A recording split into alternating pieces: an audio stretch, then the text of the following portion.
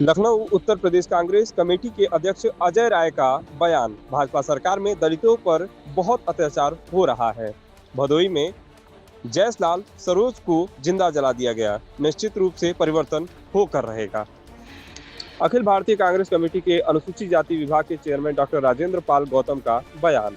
Congress party देश की वो पार्टी है जिसने भारत को आजाद कराने के लिए लंबी लड़ाई लड़ी।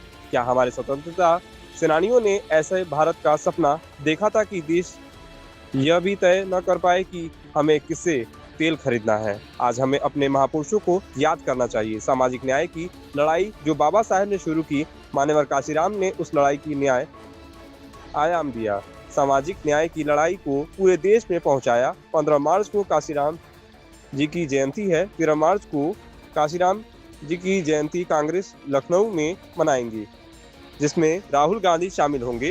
राहुल गांधी ने जो बात बोली थी सब सच साबित हुई है। उत्तर प्रदेश के लोग इस मुद्दे को उठाएंगे।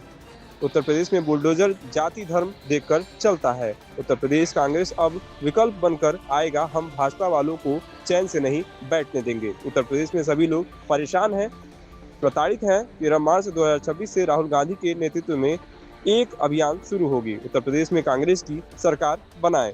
आपकी परेशानियों से कांग्रेस मुक्ति दिलाएगी। विभाग के हॉल में आप सबका स्वागत है। हमारे बीच में हमारे प्रदेश अध्यक्ष श्री अजय राय जी और हमारे दो मेहमान आज के, और दोनों ही मेरे बहुत पुराने मित्र हैं, श्री अनिल जैन जी और राजेंद्र पाल गौतम जी, पिछड़ा वर्ग के हमारे अध्यक्ष जी और पदाधिकारीगण, अनिल यादव जी, हमारे वाइस चेयरमैन मनीष सिद्धू साहब, हम सब लोगों की तरफ से आप लोगों का स्वागत करते हैं। आज एक विशेष आयोजन से आप लोगों को बुलाया गया है और उसके बारे में विस्तार से चर्चा हमारे जो दोनों आज मेहमान हैं वो लोग करेंगे, श्री अनिल जैन जी और श्री राजेंद्र पाल गौतम जी। मैं सबसे पहले श्री राजेंद्र पाल गौतम जी से प्रार्थना करता हूँ, कृपया संबोधित करें। तो ये जो महान लोग होते हैं, महापुरुष होते हैं, वो किसी एक जाति और धर्म के नहीं होते। हम तो बहन मायावती जी का भी सम्मान करते हैं, लेकिन जो मानव कांशीराम साहब जो सामाजिक न्याय, सामाजिक चेतना और सामाजिक परिवर्तन का डॉक्टर बाबा साहेब अम्बेडकर का वो आंदोलन गांव गांव तक मानव कांशीराम साहब तक पहुंचाया। अब उनकी जयंती पे भी क्या किसी एक पार्टी या किसी एक नेता का विचार होगा? ये किसी एक पार्टी के नहीं है। देश के जो महान लोग हैं वो पूरे देश के हैं, और जो उनकी विचारधारा पे चलेगा वही उस विचारधारा को लेके आगे बढ़ पाएगा। और अगर कोई विचारधारा की बात करे लेकिन सरेंडर किसी ताकतवर शक्ति के सामने हो जाए तो उससे क्या फायदा? आज क्या पूरे देश में आदरणीय राहुल गांधी जी से अलग कोई और दूसरा नेता है जो पूरी निडरता के साथ, जिनके ऊपर झूठे मुकदमे कम से कम अब तक 50 बना दिए गए, कुछ खत्म हो गए और 30 से ज्यादा मुकदमे भी बाकी है, जिनको 55 घंटे तक इंटरवेट किया गया सीबीआई के द्वारा, ईडी के द्वारा।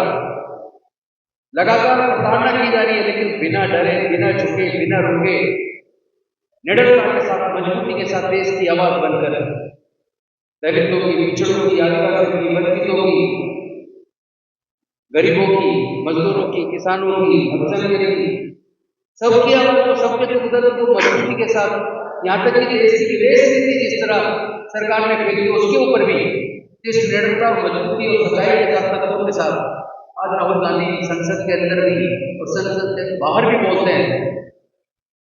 अगर वो मानव कांशीराम साहब और बाबा साहेब अम्बेडकर फूले जी, साहू महाराज, उनके सामाजिक न्याय, सामाजिक परिवर्तन की लड़ाई को वो लड़ रहे थे, इसमें दिक्कत क्या है?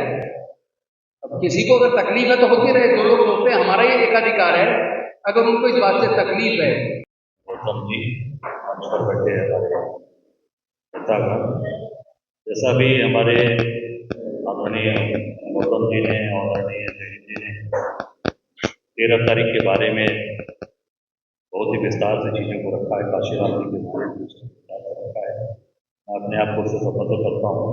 एक बार जरूर कहना चाहूँगा कि सरकार में दलितों के ऊपर पूरी तरीके से अत्याचार। एक घटना भी आज की बताना चाहूँगा। भदोही जनपद में जयसलाल सरोज को पेट्रोल डालकर जिंदा जला दिया गया। जयसलाल सरोज, उसको जिंदा जला दिया इस सरकार ने। और वहाँ पर हमारा डेलीगेशन अभी पूर्व विधायक विजय प्रकाश जी के नेतृत्व में भी गया था। अभी वहाँ से वो लोग तुरंत वहाँ से निकले हैं। तो ये पूरी तरीके से सरकार दलितों को खत्म करना चाहती है। गरीबी नहीं मिटाना, गरीबों को ही मिटा दो। गरीबी मिट जाएंगे तो गरीबी अपने आप खत्म हो जाएगी।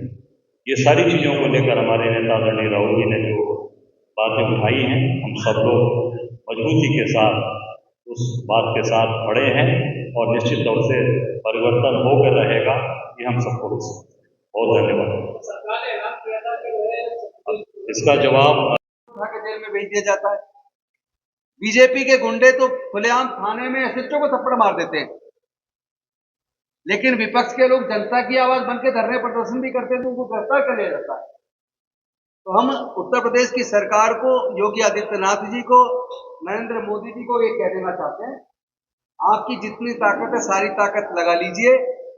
जितना आप कानून का दुरुपयोग करके हमारे लोगों को जेल में डालना चाहते डाल लीजिए। अब हम आपको चैन से नहीं बैठने देंगे। उत्तर प्रदेश में कांग्रेस अब विकल्प बन के आएगा। उत्तर प्रदेश के गांव-गांव में संविधान पर चर्चा शुरू हो गई है। उत्तर प्रदेश के गांव-गांव में अब ये चर्चा शुरू हो गई है कि भारतीय जनता पार्टी किसी की सगी नहीं है। ये राष्ट्रवाद का नाम लेते हैं, काम देशद्रोह का करते हैं। और नरेंद्र पूरी तरह सरेंडर हो गए। ऐसे में इस देश को और उत्तर प्रदेश को विशेष रूप से पुनः कांग्रेस पार्टी की जरूरत है। और उत्तर प्रदेश की जो संरचना है उसको बनाने में भी कांग्रेस का इतना बड़ा रोल रहा। आज उत्तर प्रदेश का ना तो दलित खुश है, ना आदिवासी खुश है, ना पिछड़ा वर्ग खुश है, ना ब्राह्मण खुश है।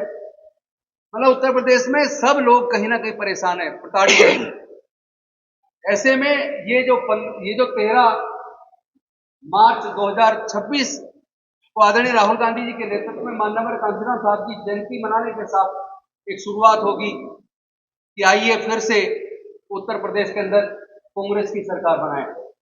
और यहां से पूरे दमखम के साथ हम ऐसे युवा नेताओं को भी मौका देंगे जो एक मजबूत सशक्त उत्तर प्रदेश का सपना देखते हैं, जो ठेकेदारी प्रथा से प्रताड़ित हैं, जो शिक्षा के महंगा हो जाने की वजह से जिनके बच्चे पढ़ाई छोड़ने को मजबूर है, वो तमाम लोग